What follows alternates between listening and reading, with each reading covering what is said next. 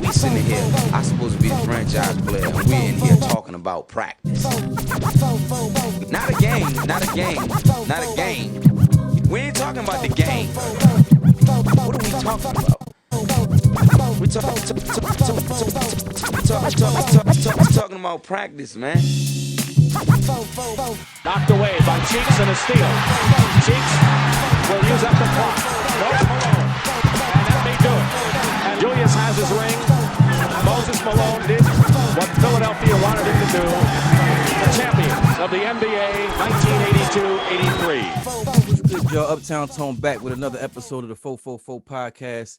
Here with my good friend, big bro, Danny Pomels, man. Comcast Sportsnet, Comcast, NBC. What are y'all calling that these days? NBC man? Sports Philly. Yeah, I mean, you know, capitalism acquires a lot of different names, so that's where we at with it in 2021. But no, how you doing, bro? I love, bro. Happy to be here. Wish we could be in person so we can really chop it up and kick it. But the energy is there. They still got the same vibe. So You already know. Let's make it happen. You already know, man. All right, so in lieu of COVID and everything that's going on, before we get into what we got to get into, I always like to do a little men's health check, man. I feel like that was a big thing in the beginning of COVID. I, for one, have been a soldier in it and try to keep going, man. So how you feeling just in general, man? How your mental's doing? I'm feeling good. A little worn out by everything that's going on. The kids, I wish they could get back to school. Like that's like, bro, like they stretching me out, bro. Like this homeschooling and the Zooms and all that stuff. Right. But it's like my daughter who's here at the crib, she's thriving, where my son is like whatever. Same. Like Same. but he working it out though. His grades haven't slipped, so but I still feel like he ain't learning as much as he should be. But hopefully all that'll be behind us soon. But I personally I'm doing good, bro. Things could be worse. Everybody is healthy and safe, so I'm taking that as a win. Facts. All right, man. Let's get into it, man. We jumping right into it because we're in the thick of the season, the NBA season. That is. I feel like like it was when I looked at Twitter last night. I think they said it was game 41. Are we at game 41 already? Something like that. We might be. Sixers are 28-12, so I guess it's game 40. Something like that. Yeah. Yeah. So we right there, but I mean they tied with Brooklyn. That's the issue. Like they need the number one seed, Tone, because that's the only way they can avoid playing Brooklyn or the Bucks in before their conference finals. You know what I'm saying? I agree. Which is their best way they can win. You know what I'm saying? I agree wholeheartedly, man. I was actually recording COVID, my other podcast, when Joel Embiid scared the hell out of me, and I'm sure everybody else that was watching the game and everybody else is rooting for the Sixers this year, man. He's so scary when he doesn't leave his feet like a regular seven. He gets to bending his knees and trying to do all. I'm like, what is he doing? But my daughter was like, he's overreacting. He was overreacting. Yeah, but rolling around on the ground. Yeah, you see him, but when he start doing that, we all start panicking. Like, oh shit, right? Hell yeah.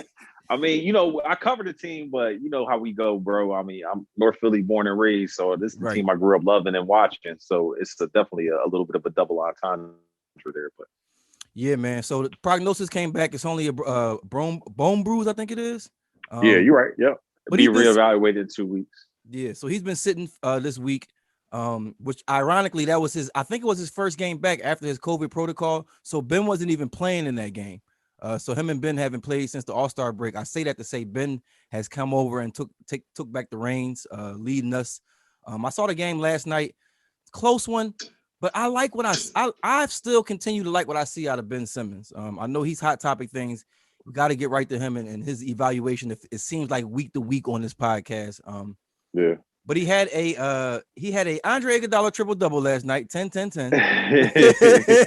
Well, and he needed overtime to get it, too. He needed OT to get it, those few extra rebounds. But did you hear the Washington Wizards announcer, like, saying that he was overrated? Did you hear that? That was floating around? All right. So basically, the Washington Wizards announcer, the Wizards, when the Sixers played the Wizards a few games ago, he just took it upon himself to like let his opinion be known. And his opinion, and I'm going to quote him on this, was that he is one of, if not the most overrated player in the league. I just thought that was just way out of pocket. Yeah. And Ben responded to that, kind of taking a shot at the dude, but calling him a casual fan and whatnot. But he's actually, one of my colleagues in the NBC sports community, so I need to just relax a little bit. But I'm just saying that to say I thought that was just a little bit out of pocket, way off color. You know what I mean? For him to make that kind of comment, but I think that for one, these guys, like you said, like well, you just alluded to, these guys are at work, and I think it's a lot of, and I think I may have said this on here before. A matter of fact, I was saying this last season, and it was kind of my frustration with our team in the realm of media since I've been stepping in here. What I realized is a lot of things that's low hanging fruit. It's things that'll get you clicks. It's things that'll start a conversation. It's things that will get attention. Albeit they truthful, whether they be logical or whatever. And I do think that Ben Simmons and his quote unquote skill, or what we see him play versus you know what I mean, in comparison to traditional basketball, is one of those low hanging fruit things. It's going to get clicks. It's going to start a conversation, whether you're right, wrong, or indifferent, whether, like Ben says, you're a casual, or whether you pay attention to every game like we do, like diehards. So I just think at this point in the season, and I'm glad we're talking about Ben right now, you say 28-12, you say Joel Embiid is the front runner for MVP, you say Ben Simmons is front runner for DPOY, and things, I feel like those conversations, I can let them go now. Whereas last year, I'd probably be quick to defend them, regardless of who they say, or regardless of where it comes from. But just the simple fact that it's coming from Washington, just the simple fact that it's coming from a place like that, it comes from all over the league. It lets you know that the Sixers are hot topic stuff. We're on the front of everybody's minds, especially if you're in East Coast, Eastern Conference. So I don't put any stock into it this season. Last season, I would have been like, see, Ben, that's why you got him, because you know what I mean? But the proof is in the pudding. Like he goes out there, he plays hard night in and night out. Nights like last night, I had a conversation with my guys in the chat, and we were saying, I hate to be this guy, but we were kind of due for a loss. And sometimes you feel that way. Sometimes you feel like we getting on the roll. We're in cruise but control. look at who the loss was against, though, Tone. Right. That's the thing. Like, you got to beat these teams that's trying to chase you down. And just to correct myself, you were totally right. They're 28-13, so 41 games have gone by. But it's just that, they've had so many games this season where they played the Brooklyn Nets, where none of the, like, Kyrie and KD didn't play. They played the Denver Nuggets, and Embiid didn't play. They played Utah, and Embiid didn't play. So it's just like they missing, like, some of these marquee matchups against these top teams. They haven't been, like, at full capacity. So it's kind of like, and then you lose a game that you should, without Joel, granted, but you lose a game against the Bucks that you maybe could have had a chance to win. You know what I'm saying? Right. So they play the Bucks 2 more times, though, here in the second half at the end of April. And then, but a back-to-back, though, in Milwaukee, they play the Bucks. So that's going to be tough, man. Look at it's a 2-week stretch of April where they got a gauntlet of teams that they play. So we're going to find out a lot about the Sixers team, but they can't slip down to like the 3rd or 4th seed, because then you're in a situation where you're kind of at the mercy of other teams, and then you lose the home court advantage. They've only lost 6 games. The game they lost against the Bucks was the 6th game they've lost in 2 years at the Wells Fargo Center. So that's suddenly become like the place where they can get busy. You know what I'm saying? Yep, so I'm just excited. I'm excited that they've kind of developed that. I want them to be able to take advantage of it in the postseason, but they got to hang on to one of those top seeds. I want to make a point of something that I saw last night before we move into some of these other topics. Ben was locking the freak up damn near the whole game. Yes. And I think when, with no JoJo there, when we start relying on Ben, when we start looking at Ben and like, all right, we need you to be a little bit more aggressive, I think that's when the freak started getting over and started getting buckets and things of that nature. And I think that's when Ben was getting aggressive on the offensive end. Yeah, when his focus, because he's the one taking the shot now. So when he's taking the shot, if he misses the shot, they're running, he's behind. Now I know he's all world defense and he does the chase down, but the freak is the freak. You know what I'm saying? And Milwaukee is Milwaukee. And I do think that, and I know we've said this before, is that this is why we've been talking heavy about, do we need another piece? I know trade deadline is coming up fast. It's coming up fast. Do we need another piece? Because when any one of the guys that we rely on doesn't play, all we need is one of them to sit down. We have a whole different dynamic as a team, and it's an uphill battle. It's an uphill battle. Yeah, they definitely need another piece. They need an offensive threat. what something that Sixers fans can look for in the move that they might make on March 25th is the fact that the Sixers are in the bottom third of the league. Excuse me, they're in the bottom 3 teams in the league in 3-point attempts per game. Right. So they only shoot like 28, 27 threes a game, where like a team like Utah, who leads the league, shoots like over 40 a game. You know what I'm saying? Those teams from the 80s. Those teams from the 80s rolling over in their grave hearing them numbers. You saying it's only. A lot of space. Well, it's a lot of space to make up right, between being 28th, 29th. So I'm just saying they need to shoot more threes. You know what I'm saying? And the more you shoot, the more you have the potential to make. That's something. So if they add a guy who can contribute from the perimeter and create their own shot, suddenly you got an offensive threat, like you mentioned, when Tobias isn't clicking, when Joel is on his A game, those are the top 2 offensive options. We saw Seth Curry roll his ankle in a weird way. You know what I'm saying? He's wearing them Under Armours, man. Well, he's snake bitten too because he just getting his legs back under him from the COVID stuff. Big Tone just said that. He just told me that yesterday. Ankles, Curry looks like he's finally, because COVID, of all the players who've gotten it and come back. And I know we watched all the Sixers games, probably more than other teams, but it looks like it really affected him in the fact and where he really needed to get back. Like his legs, man. You know what I mean? He lost something. Yeah, he lost like his conditioning, or just how it is. Like game shape and like practice shape are like 2 different things. You know what I'm saying? So right. He needed to get back in game shape. He started to get that. He rolled his ankle in that game. But getting back to the trade deadline question, so they need like an offensive threat. They need somebody who can create their own shot. They also need to bolster their bench. So I think fans should be keeping their ears and eyes out for multiple moves. Like they might trade for. There's a trade market, and then there's the buyout market too. Like some of these teams might buy players out, and there could be guys available. And the Sixers kind of have to make a move though, because like you see what Brooklyn is doing, bringing in Blake Griffin. LaMarcus Aldridge is out there, might go to the Lakers. PJ Tucker suddenly with the Bucks, who they're going to face twice. You know what I'm saying? So the Sixers have to bolster what they have in order to make this stretch run. Is it Kyle Lowry? Is it the Will Barton, who I would like to have? Is it DeLon Wright? You know what I'm saying? So I think it might be more than one guy who comes in to try to make when they try to make these moves at the end of the month. Yeah, man. I've been saying that we need to make a move. I've been throwing a plethora of names out there. Of course, I don't think that our Zach LaVine. That's the dude I really want, bro. I think we all do. I think Zach LaVine is number one in all of our hearts. I mean, it's just because. What would it take though? What would it take? A lot. A lot. I know Maxey would have to go. I know they would be looking at Thibault. Thibault is the one I really don't want to go because Thibault really has lockdown ability. He really has lockdown ability. But Danny Green can go. Some of these picks can go because you're thinking that Zach LaVine has a year left on his contract. So this is not if we were to somehow magically get him and obtain him, it would not be just for this season, like in the way Jimmy Butler did, where it's like, all right, or Kyle Lowry. Kyle Lowry's in the last year of his deal. Yeah. Right. So yeah, man, I want a piece. I've been hearing Oladipo's name and been going around. I'm interested in him too. I am too. I would like, yeah. And then my guy, Swiss Marvel, who was on a couple episodes ago, he put those Orlando guys out there, Fournier and Terrence Ross. And when you talk about just pieces, stellar pieces, I'm not mad at either one of them. I thought you were gonna say Aaron Gordon, who I've heard is unhappy and would like to be moved on. I don't know how AG fits with us though. I don't know. Well, you might be able to play him. He's more of a 4 now. Right. But would he come off the bench? Because you don't have anybody, because Mike Scott, like all due respect, like they need to upgrade the bench 4. You know what I'm saying? I agree.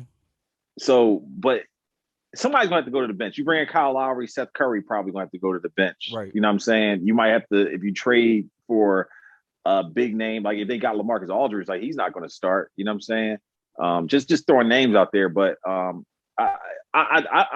those names you mentioned are all upgrades. Fournier, Terrence Ross, like we talked about Kyle Lowry and Will Barton, like they're all upgrades, man, from what the Sixers currently have. Right. All right, so a couple of things that I wanted to get into. I don't think this is being said enough. I know that his name has been coming up a lot if you're a Sixers fan. If around the league, you've seen his name come up in all-star snub conversations. But here on the FoFoFo, we're gonna take this time out to give Tobias his flowers, man, because I ain't mad. I ain't mad one bit. but just even nights like last night, and I'm a basketball guy, so I'm looking at more so. I'm not looking at the box score. I'm actually looking at how he's doing it. It's very, very efficient. It's very, very great basketball. It's mid-range killer, getting to my spots, playing extra aggressive, beating up the boards. He's not a defensive lockdown player by any stretch of the measure, but he ain't no slouch. He stepped up last night though. Yes. He had some strong defense against Giannis, Chris Middleton as well. Yes. He had been on such a tear, dating back to the Utah game when he took over the overtime session. Yep. And the Bulls, Wizards, Knicks, like he had played so well. You saw him barking with I'm an all-star, man. I'm an all-star. Like you saw him barking with all that. But I feel like he did wilt a little bit in the game against the Bucks, where I felt like they needed his offense, particularly when the Bucks are making that run, but he wasn't the efficient, getting tough baskets. Like he wasn't that guy when they needed him then. Well, everybody, has their moments. So I'm not, hanging him out to dry on that, but you are making a great point, bro. From what he was last year to what he is this year, like, oh my God, Sixers fans got to be excited. And he qualified to be an all-star, but I just don't feel like there was anybody on the team that was undeserving that should have been taken off to fill him to fill their spot. That's how you know you a real one and not a casual, because the casual thinks it's just, this person deserves, this person got snubbed. It's 24 slots, and the very next question you have to ask yourself is, for who? Yeah, and when you get into that, it's like you really couldn't take anybody off. You know what I mean? But you saw how he went at Julius Randle though. He went at Julius Randle like, yo, as if like, yo, that spot was supposed to be mine. Take this 30. It's Philly, New York. It's Eastern Conference. It's Atlantic Division. You know what I mean? If it's anybody, you aim your gun right there. I'm not mad at that. I'm never mad at a little Philly, New York rivalry at all. Yeah, all day, man. I definitely think it is worth spending some time talking about Tobias because, I interviewed him before last season at the Sixers Media Day, and he said like the 50-40-90 was like a goal of his because he kind of flirted with that when he was with the Clippers before he came over. And then goes out and has like a rough season. Yeah. And then comes back. This think about the intestinal fortitude, bro. Like that's a fact. After, you know how heavy Sixers fans, Philly fans can be on guys in situations like that who are overpaid or not earning their keep. We will never let you live it down. So they were laying it on thick. Yep. And then he comes back and puts the blinders on and comes out and starts balling like this and puts on a possible all-star caliber season. He deserves a lot of credit for that, bro. Yeah. So Tobias, man, hopefully if you're not already a listener, you become a listener, a fan of the show. We love you here, man. Yeah. Keep it up. Keep up the good work. It's worth it, bro. He deserves it. He earned it. It's funny because I had put that on the docket before I even watched last night's game, and something else that I put on the docket last night was Doc is elite.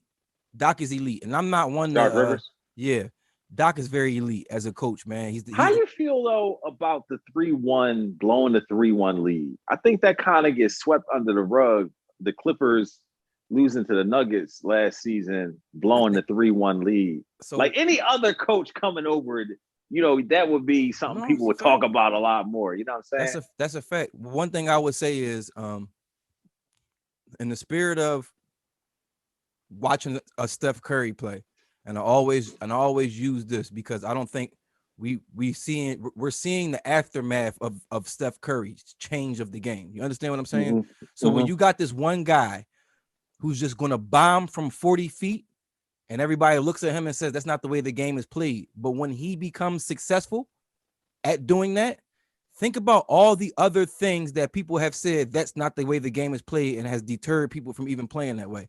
All that shit's in game now. The 7-footer who leads the league in assists. The 6'10" point guard that we have on our team that don't shoot one jump shot a game. You feel what I'm saying? This is a different. He did hit a 3 last night. I just want to add that, but you got to raise the roof or something like that. You got to raise the roof out. But listen to what I'm saying though. When you have a team like that Denver team, was ridiculous, man. And it's sometimes you are witnessing history real time. And I don't think he had anything for it. They were up 3-1, bro. Don't matter. They had something. We've to this point in 2020, you could say that in recent history, you've seen that happen a lot. 3-1 is, and that's another thing. That 3-1 ain't what you used to say. Like, take the historical numbers. It's not what it used to be. Take the historical numbers away from 3-1 and give me 3-1 in the last 5 years. And I bet you it tells a different story. You feel what I'm saying? Yeah, I see your point. It's and it was at a neutral site. Like, it wasn't like they had home court advantage to close them out in front of the home fans and all the energy and mojo that goes with that. And I'm a big fan of what they're doing in Denver. And I think that's the fact why a guy like like Will Barton might become available, because dudes like Michael Porter Jr. are playing out of their mind right now. So suddenly a dude like Will Barton, who can hoop, his stock is like falling a little bit, like the Cat Beasley who went to Minnesota, Vic Beasley. Like, he 20 points a game. Like, this dude like was in mothballs with the Nuggets. You know what I'm saying? Michael Porter Jr. is the name that hurts. But I agree. Yeah, because you feel like the Sixers had a chance to grab him. But they had drafted so many players who had banged up and injury history. Like, they couldn't pick another project like that. I feel you. But to your point about Doc Rivers, which is the original point, yes, he has accounted for several wins with this team, where in the past I couldn't say that about Brett Brown. Right. He made an adjustment against the Pacers, which actually was one of his assistants that suggested it, but Doc went with it, and they switched to that zone with Matisse and Ben at the teeth of that thing, and then came back from down 20 against the Pacers. He drew up that play, Furkan shot last night with the 3-pointer in the corner. That's exactly what I was you know what I'm saying. So give him credit, man. This is the regular season so far. He has definitely, been deserving of all the accolades and anything, with the COVID issues they've had with players in out of lineup, the injuries, and so on and so forth. Tobias Harris's reemergence and all that. Like, a lot of that is Doc Rivers, goes to Doc Rivers' credit. You know what I'm saying, and his staff. So I think that's a great point. I love Doc, man. I love Doc because he's ever present in the game, every minute, every play. Nothing's set in stone. Nothing is just what I wrote on the chalkboard before we came out. Like, everything can be adjusted. We're constantly making adjustments. And I really, really love that about Doc, man. Like you said, that play that he drew up, I really love how he works pick and roll situations with us. He almost never has been in pick and roll situations. And it's like the most genius thing, because Ben is kind of a liar. But when the guy, he's good as a screener, though. He's a great screener. He's a great screener, but a lot of times you want him to be the guy on the ball. So because of his decision making, you know what I mean? Because of Ben's decision making, but for some reason when he gets in pick and roll, it's not the best decision making. You know what I mean? He stops. Well, he ain't gonna shoot the jumper, so it ain't. I was about to say the defense kind of dictates when he's the ball handler on the pick and roll. The defense can kind of dictate and bait him into what they want to bait him into. He put Seth Curry in a lot of pick and roll situations. He puts a lot of different people in pick and roll situations where Ben can kind of be the guy lurking. So if the shot comes off, he gets the rebound. If he comes off and the roll man's not open, Ben's the guy near the back. And that's the dunker spot and the dunker spot. Yeah, right. Just because Ben Simmons is our primary ball handler does not mean that you stick him in every traditional point guard position. Understand what I'm saying? And that's what I mean about this game is that you have to be ever present. It moves so much. The players, the schemes, just different things. We joke and kill them all the time, but Shaq and Charles Barkley don't even watch the damn game no more. Like these. Well, Shaq, I'm down on Shaq, man. Just for his recent comments to Candace Parker about lowering the rim. She was cooking him, wasn't she? She was cooking him. And she has so much acclaim in her field of basketball that she can stand up to Shaq. Like, she got championships, she got MVPs, she got, you know what I'm saying? So it's like, and she just like the way she deflects them sometimes. It's funny because Shaq suddenly gets into like that old man mode where he's like, bro, lowering the rims. Like, are you even paying attention to what's going on here? Like, but especially when it comes down to like the NCAA tournament and stuff like that. It's funny watching Charles do those games because he clearly doesn't know the players and stuff like that. doesn't do his homework or whatever. But yeah, Candace and D Wade really, it's like them against Shaq in some instances. But Yep. Yeah, you're right, bro. Yeah, man. So the game is ever changing. I just wanted to make that point that the game is ever changing, and I feel like Doc is right there with it, man. And I enjoy the way that he coaches. All right, before we get into the non-basketball NBA stuff, I just want to say we coming down the stretch. Like I said, we're about halfway through. How do you see the Eastern Conference shaping up? I want to focus on that because of us, where we're at. You already alluded to the fact that we need for our confidence as fans, for our path through the playoffs as Sixers players. We need that number one spot. We need the number one spot. Home I court think advantage. bro, they're more than halfway through. It's only 72 games. They played 41, like you mentioned. That's facts. So they're more than halfway through. These next couple months are going to tell the story, bro. Mm-hmm. Hopefully Joel can bounce back, here. And they have, I think, about 8 games, if you include the game that they just played until the end of March. Joel's supposed to be reevaluated in 2 weeks, which is right around the trade deadline. So how do I see the Eastern Conference playing out? I think Brooklyn is a team to beat. And I hate to say that, but look at the rosters, bro. Look at what they've been able to do.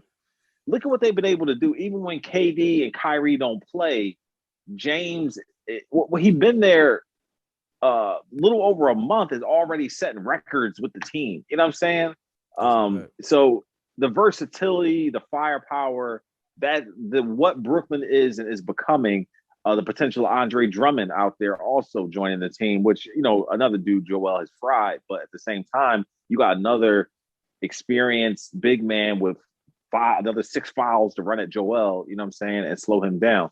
So Brooklyn is the team to beat. Milwaukee has the experience in the regular season, though. Don't like them in the series. I don't like them. I don't like them in the series right now, but they got their eye on improving with PJ Tucker. Drew Holiday is another super.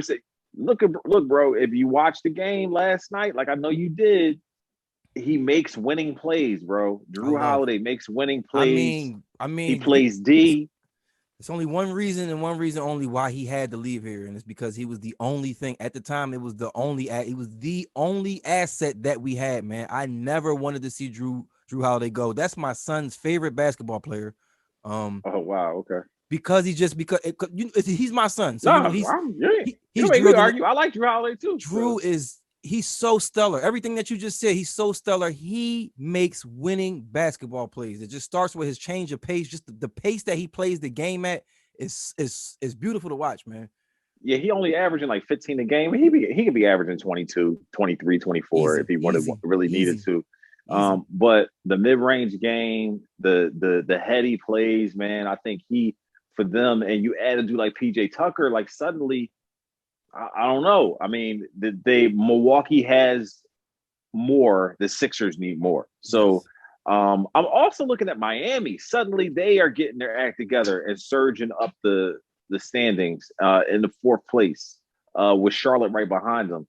Right. So what the Sixers need to be careful of, I don't think they will sink down to Miami's level and be in 4th place, but they need to be bro. This home court advantage is going to mean so much because they're 500 on the road and are better there, but their bread is buttered at home.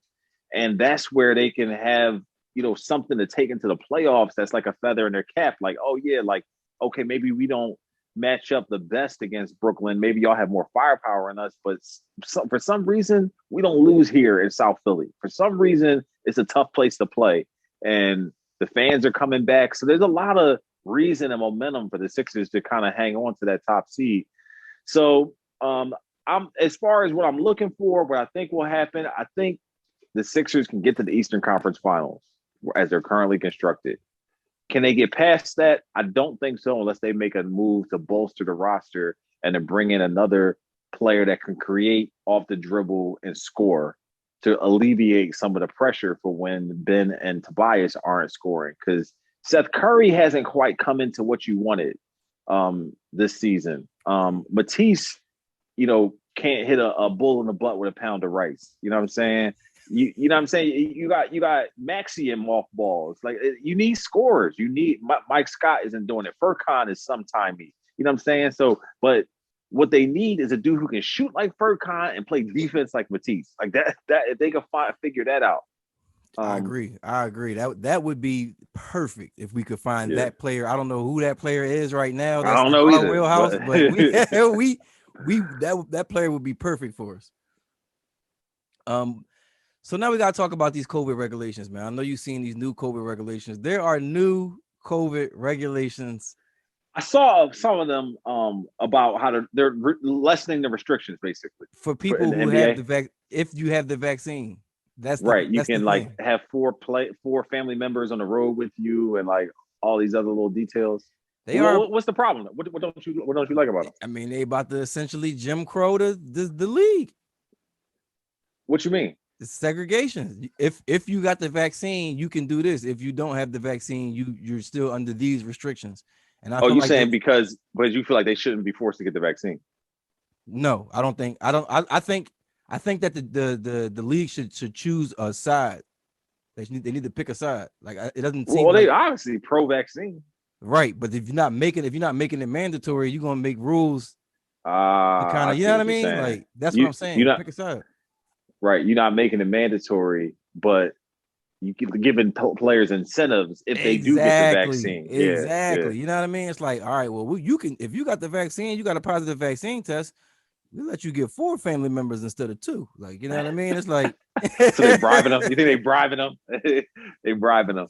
Right. You know what? Silly, man. It does. A lot of this is silly, man. You know, you got states like Alaska giving the vaccination to everyone 16 and up. And then you got states like places like Philadelphia where you can't get it unless you're in the 1B category or 65 and older. Like it's like, well, wait a minute. Like let's get some universal. That's a crazy disparity. Yeah. Like so, I feel like the NBA. Well, look at what they pulled off in the bubble, bro, and look at what they've had to deal with now outside of that. I think what they pulled off in the bubble needs to get more acclaim. You know what I'm saying? Because they were able to navigate this thing in a way that no one else has and actually pull off, this thing at a deficit. They didn't make any money off of that. You know what I'm saying? So what I'm really keeping my eye on, though, with all this stuff that's shaking out, is I think they're going to add a couple more teams, bro, to make up for the money they lost with that coronavirus season and the halt and stuff like that. I think they're going to add 2 more teams to make up for that revenue. They don't. I've been one of the. You want Seattle to have a team, bro? Yeah, but not at somebody has to go. I've in recent years saying. You want to be smaller? Because the contract. There's not enough talent in the league to go across all the teams as it is now. Some of these teams can go. Well, they're about to open up the high school kids to be able to come in, so they. You know what I mean? Cade Cunningham and all them, and but they not good. They not good enough now. Like that's. I feel like that's part of the reason why the competition is so watered down. To whereas you can count superstars on one hand, you can count. You know what I mean? Like I feel you on not enough talent to go around watering down the league, but.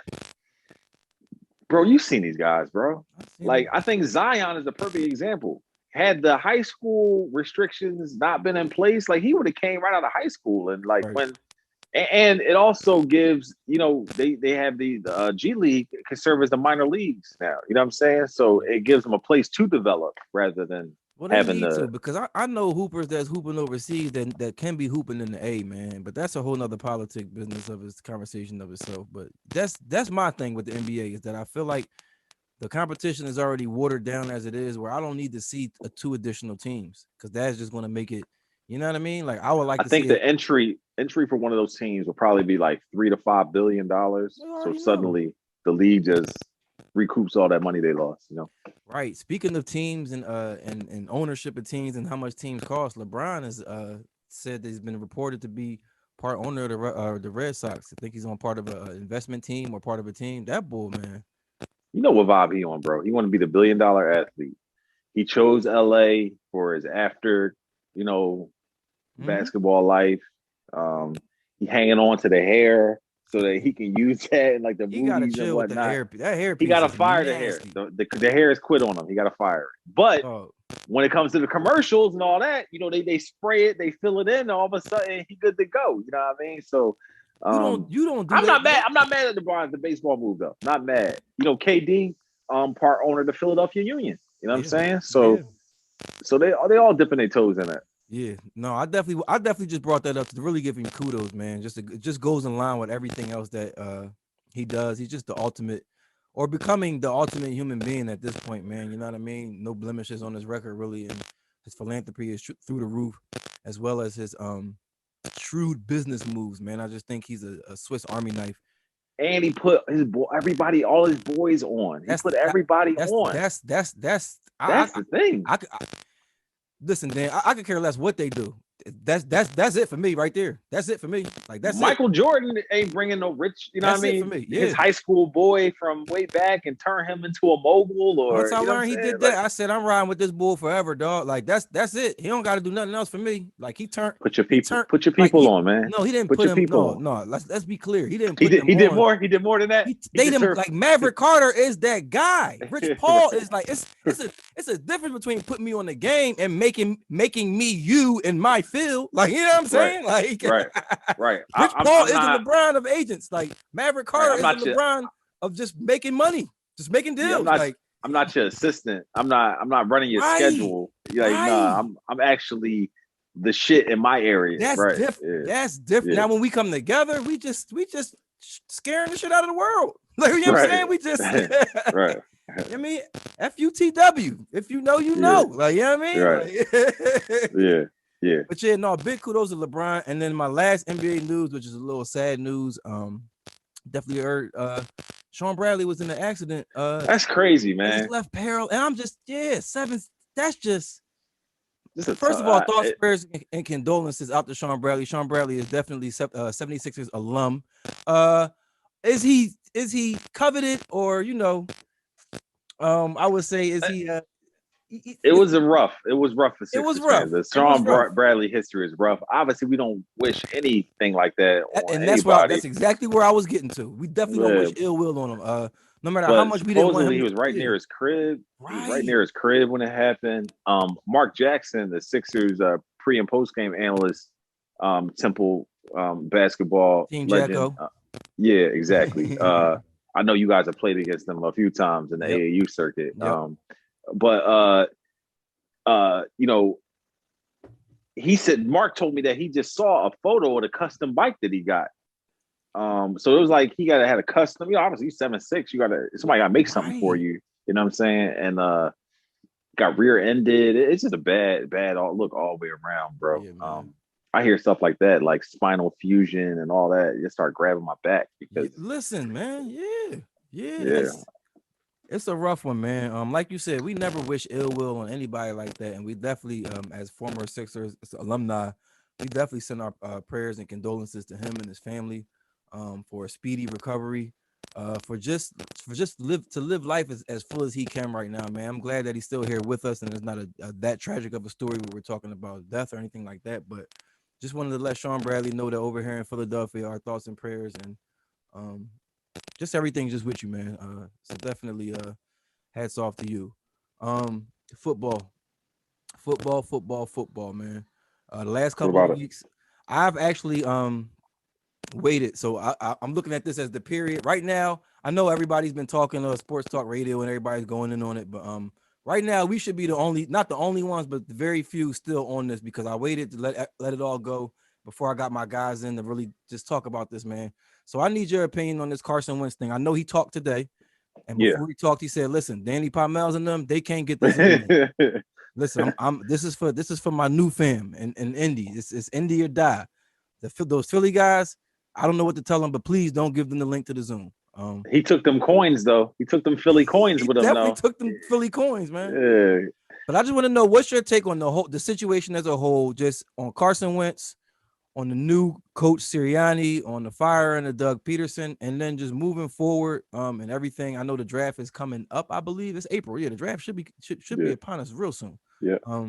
So just give me your off season. I just need to give me a post check of where you at with the Eagles, man. That's really all I need. I'm upset by how the whole Carson Wentz thing transpired because these are the type of situations that you laugh at other franchises about. Like, oh, what, you signed a franchise quarterback and then he gets injured, now you trading him, or didn't get the value you expected from him, like that. These are the situations from the outside looking in. You look at like, man, that whole situation is effed up. Like, they need to figure it out. So it just deteriorated so bad. Think about where the Eagles were. One of my producers at NBC Sports Philadelphia made the point, like, at this point, this is during the Eagles season, but at this point, you're looking at the Eagles thinking not like, man, it's so great they won a championship in 2017. It's like, how did they win a championship in 2017? Like, look at how disjointed and discombobulated they are so quickly removed from winning the Super Bowl. Like, usually teams, they have like a run, you know what I mean? Like, they put it together over a couple of years where the team is together, but the Eagles like a little too old, a little too loyal to, Jason Peters and some of those guys who are expendable or you need to upgrade at. But it's frustrating the way it turned out. That's really the overarching feeling I get when not only do you let go of Carson Wentz, but then you fire Doug Peterson.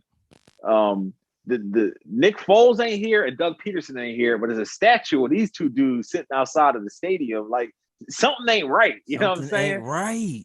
A lot of people pointing the finger at Howie Roseman as the guy who, is still left standing, but maybe his disposition is what people are moving away from. You know what I'm saying?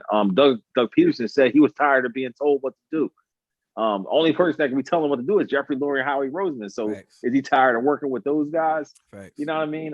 Nick Sirianni, I don't know, bro. I don't know. I'm waiting and seeing like everyone else. Like, I'm optimistic. I hope he delivers the goods, but at the same time, I need some evidence. You know what I'm saying?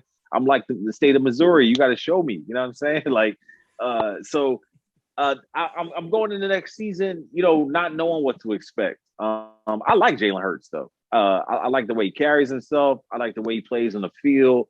I see him having experience beyond his years, particularly because he played at those high-level schools. And those things, I think, gave him exposure to those, big-time games and situations, and he knows how to handle them.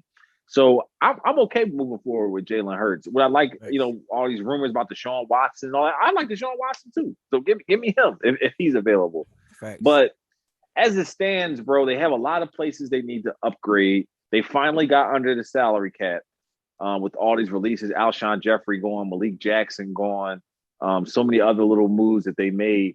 But what are my expectations for next season? I don't think the division will be that good. I think Washington is probably the best team.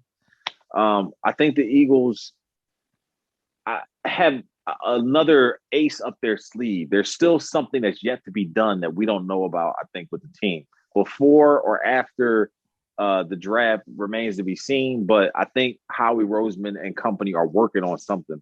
When I look at Carson Wentz, I kind of think, like, when I think back on it, he was like the country guy in the big city, but I don't know if it overwhelmed him or they didn't quite get him, because I see how well he played in that season where he was in the running for MVP, and I see how bad he played in the last season. But I really think who he is somewhere in between that. You know what I'm saying? He's not the guy we saw this last season. Maybe he's not the guy, who was diving all over the place and putting his, body on the line in so many situations during that Super Bowl run, which ended up, snake biting him or coming back to haunt him a bit because he got injured in the Rams game with the knee trying to dive in the end zone. But I think he's somewhere in between that. I think he can be a good quarterback. I'm curious to see what Frank Reich and all those guys bring out of him. But I think they need to build around Miles Sanders and Jalen Hurts and then go from there. Jordan Mailata, I like as a blind side blocker, but they got a lot of places that they need to upgrade, man. And I'm hoping that this is not like a 6-10 season, a rebuild season, 5-11 type of season. Oh, it is. Get ready. You think so? Golly, Get man. ready, man. Get ready. So I don't know, man. They have so many places they need to upgrade, and not a lot of money or draft capital to like move around. So hopefully they finally get a good draft going and don't ignore the obvious Justin Jeffersons and DK Metcalfs that are right in front of them, and instead of overthinking it. But what about Jalen Reagor? Like, where when is he going to come and show improve? You know what I'm saying? So it's just a lot of questions to be answered. So with that point, maybe this, like you said, this might be a subpar season just because of so many questions. You can remove the might, brother. You got that. You got some of that. I see you got. I just hate. Rest in peace. Rest in peace to both of them. I see you got the Reggie White jersey with the Jerome Brown patch on it. Rest in peace to both of those guys. So I see where your spirit's coming from. I see where your spirit's coming from. But I'm here to. I don't want to be the bearer of bad news. Losing sucks, bro. Losing sucks, bro. It sucks, man. You hit the nail on the coffin. It sucks so bad because 2018 was not 10 years ago. It wasn't even 5 years ago. That was 3 seasons ago, bro. Like that was 3 years ago. And like you said, even the teams who haven't gone and repeated, because there's not a lot of teams in recent history who have gone and repeated, they've been in the thick of things very much so for the following seasons. And it feels like we just fell completely off. Also, in the Andy Reid era, McNabb and them, like they kept going back, kept going back. Even us back then. Another point that you made to Carson, just saying, the country boy in the big city, you don't know whether it was the city was too bright for him or we never just really met him halfway or anything like that. I think all parties are to blame, and not even the blame, but I think that in the fashion in which we won the Super Bowl, that when you talk about mental fortitude, screw with his head, huh? Yes. When the guy, like you said, I'm coming to work, and this guy's got a statue. I think that puts a lot on a player to. I'm gonna play like I need a statue. You feel what I'm saying? They draft Jalen Hurts, and that also I think if you do that, I think that you are kind to, if you're Howie Roseman, if you're Jeffrey Lurie, if you're the scouts and whoever else is to blame for that, I think that you are kind of setting a stage for hero ball. That's you did that. Mm-hmm. You did that. How else would you want your just think of those, you know what I mean? Just those parameters. I was the MVP up until I got injured. This guy came and he won the Super Bowl in a fashion so much so that this Joker is outside of the stadium and he's not even here no more. That annoyed the hell out of me. He plays for Jacksonville, but he's going to forever be out here. You know what I'm saying? Yeah. Not only that, but now I'm left with the team, and now all of the expectations from what he did in that statue and everything now is all on me. Like, so is he a mental midget then? That term has been thrown around very. I don't know, bro. You stack it up like that, it's make me like dag. Like the statue, you got another quarterback there, then you draft another quarterback, right? Even to the point where I was saying that I love Jalen Hurts, but I just don't love him here because of all the shenanigans we got going on. But then this week, or maybe it was the end of last week, Jeffrey Lurie went out there, and which he should have done from the beginning. It should have never been, oh, we might draft a quarterback. Oh, we want quarterback competition, because we should have been none of that. Because like I've been saying here till I'm blue in the face, excuse me, his audition, he passed with flying colors. There's no need for Jalen Hurts to audition again. He should be your unequivocal starting quarterback because he earned it on and off the field with all y'all bullshit going on that he had nothing to do with. He stood in the face of that. Competition is good though. Competition kind of brings out the cream of the crop though, right? You know what I mean? Like you in training camp, you trying to show improve. Like doesn't that? But if I've already done that, I've done that with the franchise quarterback that y'all got rid of. Don't make me do it with no. Oh, you mean the competition was last year? That's what I'm saying. I'm not saying that competition. I'm just saying he's already went through his. How much competition do a Joker need? Like, you know what I mean? Like, right. But yeah, man. So I'm also on record as saying you might be my last Eagles person. Holla at me week 1. I don't have no preseason talk for you. Well, I mean, I'm media now, so I gotta give it to you. But I'm gonna do my due diligence. But I can't put my heart into it until I actually see. I can't speculate. I can't go with, because when I do that, I see where Howie and Jeff leave me. They leave me looking real stupid out here in these conversations with my friends who root for other teams. You know what I'm saying? So I can't be doing no speculating. I can't do anything until I actually see boots to ground. Tom Brady went out and took the Bucks to the Super Bowl, bro, and all road games, straight to the chip, and blew out the opponent. Go bad. Ain't no arguing that, bro. Ain't no arguing that. All right, so other than that in football, man, there's been a lot of happenings, man. Like I said, shout out to my statistician, King K at Dergo K on Instagram, my son, my oldest son.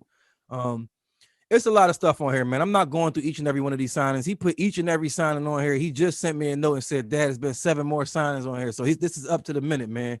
He's earning his money. Added, huh? Yeah, Cade is at it, man. He's out here earning his money tonight, dog. But just a few things, few notable ones. I know the number one thing is Dak got paid, man. Dak got his money. I know it's hard weird. for us.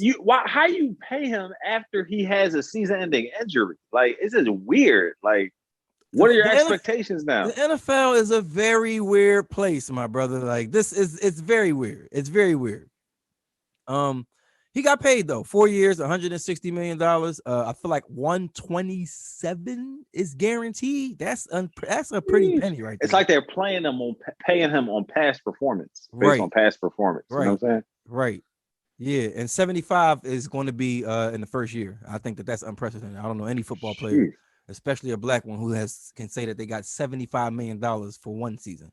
Guaranteed. He ain't worth it, bro. I just say it flat out. He ain't worth it. I'm not even gonna put my NFC East hat on. I'm gonna put my go black man go hat on, man. Listen, man, I'm not mad at anybody who catch a lick like that. Yeah, right. You know what? And I'm definitely pro player with you.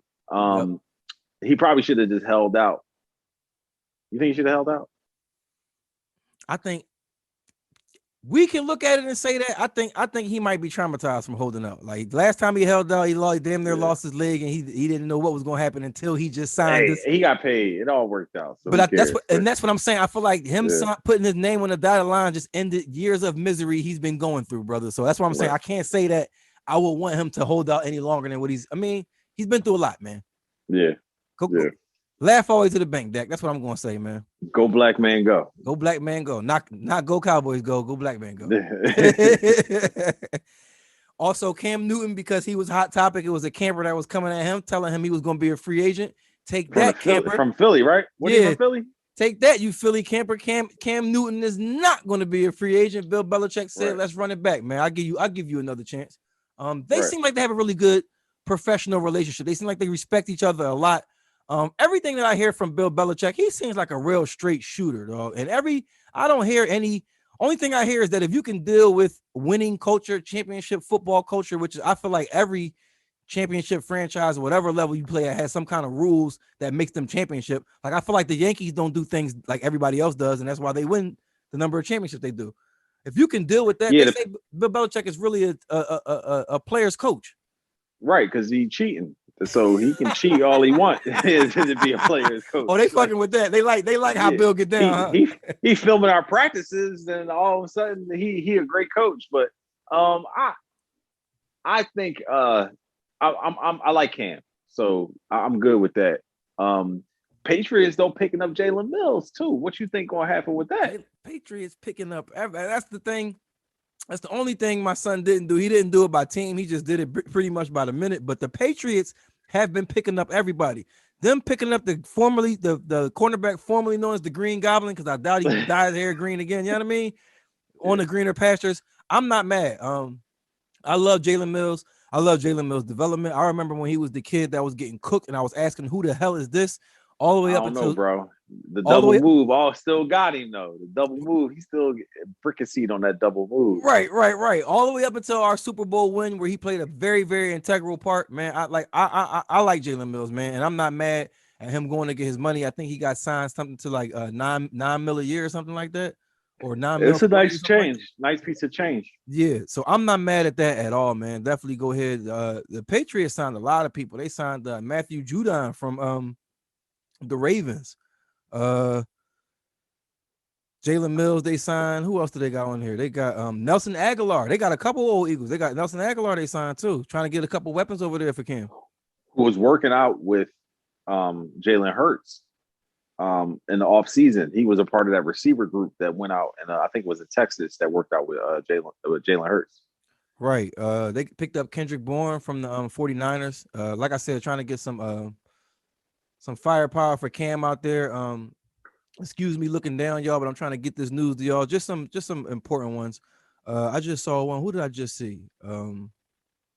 Nelson Aguilar, Kendrick Bourne, Rob Gronkowski. He read up. Ronald Darby, another former Eagle, he signed with the Washington football team. I don't like how it seems the Eagles end up in the NFC East, and I guess it's probably because in a game like football where intel and information is good when you scouting against guys twice a year. You doing, I guess those players when they become free, you're familiar with them, so that's why they end up on those teams. But it just seems like we always have to play against some guys who were just playing with us. Yeah, they were just playing with us. Craziness, man. Corey Davis. JJ Watt and AJ Green both. Corey Davis went to the Jets. JJ Watt and AJ Green both went to the Cardinals. Yep, both went to the Cardinals, man. Cardinals over there trying to stack up. The Cardinals in recent years, ever since, and it seems like it happens like this in the NFL. Once you get the guy under center that you kind of know is going to be there, the team kind of like has no problem with just going after pieces and just things on both sides of the ball that'll sustain their success. So, like you said, they went out last season and they didn't even get them. They stole them. They stole them. Yes. No mask, no weapon, nothing. Just showed up on our doorstep like top 2 wide receiver in the league, and I'm not too. You want me? Craziness. Right. But DeAndre Hopkins, they got him, and you seen with him and Kyler Murray. I know that their front office was salivating all season, just seeing the things that those guys were doing. They went out, like you said, and got JJ Watt. They went out and got who else did we say? AJ Green. AJ Green, right. AJ Green, somebody who we thought was supposed to be coming back to AJ Green standards last season. I think he just needs to get out of Cincinnati, man. Exactly. He just needs to get out of Cincinnati. Time is up. Time is up. I used to love him, man. He's a baller. He is. Keep his mouth shut. And that's what it is. Sometimes that's what it is, man. And you probably won't hear it from him because he's not that kind of guy. But you can kind of tell when time's up. Time's up, man. Like I need greener pastures. You know what I mean? Sometimes you just need to breathe. And help Antonio Brown. Cincinnati to Arizona, like that's a big difference. Like you got the whole weather situation. I was just about to say, let's start with the weather. Let's just start with the weather. Right. You know what I mean? Like, very different, man. So I'm gonna put a link to something in the comments just so you guys can get all of these